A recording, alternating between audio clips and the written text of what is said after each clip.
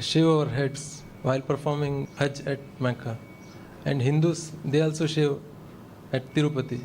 Is there any scientific reason other than religion? That was the question that we Muslims, when we go for Hajj, and sometimes for Umrah also, we shave our head.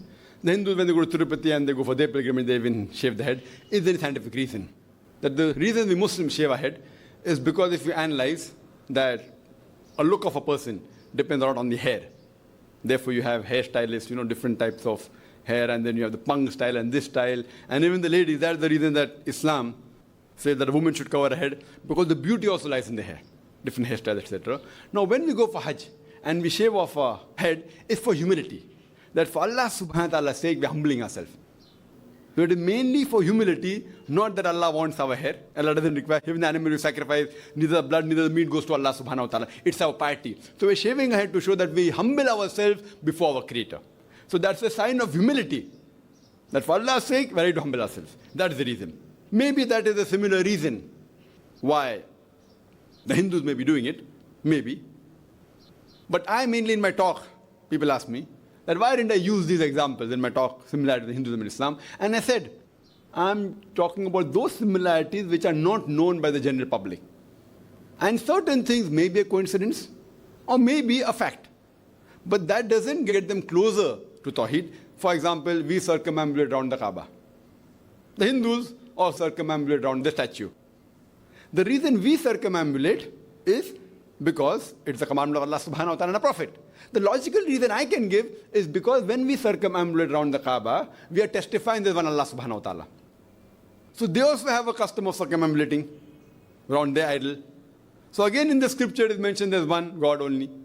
So I mainly have gone to the scriptures, quoting their scriptures about the authenticity, which is more powerful for me rather than quoting these examples, which they'll be satisfied. Now we're circumambulating, we are doing right. But what they're doing is wrong. They circumambulate around an idol. So I purposely leave out these similarities, which may be very striking in front of a normal human being, but may mislead a person. So I give examples of those things that do not do idol worship, as mentioned in the scripture. That's much more better to get them closer towards Islam, rather than mentioning these things like circumambulation or shaving the head, etc., which is a fact. So why we do, I'm giving the reason. It may have been the same reason there, but because they've manipulated it with an idol, which is not the case in Islam, the moment I give that similarities, it may mislead a person. That is the reason in my talk, which is commonly known by many people. They may not have thought over it, but it's commonly known that when they circumambulate, they're circumambulating around an idol. It should not be same as, that Kaaba is not an idol. And I've given the reply that we don't worship the Kaaba to be an idol, because Kaaba is the Qibla, is the direction. We don't worship the idol.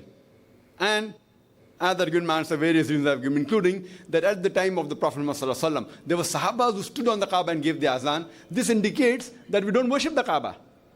No Hindu will stand on the idol he or she worships.